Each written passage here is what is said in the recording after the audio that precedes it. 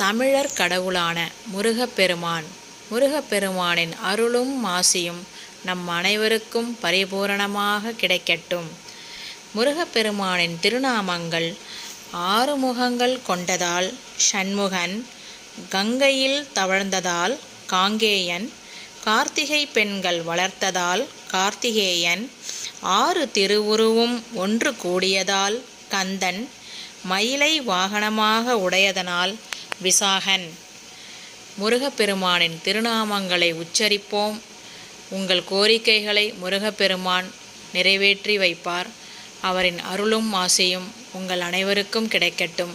வாழ்க வளமுடன். இந்த பதிவு உங்களுக்கு பயனுள்ளதாக இருந்திருக்கும்னு நினைக்கிறேன். சப்ஸ்கிரைப் பண்ணுங்கள், லைக் பண்ணுங்கள், ஷேர் பண்ணுங்கள். தேங்க்யூ ஃபார் வாட்சிங். வாழ்க வளமுடன்.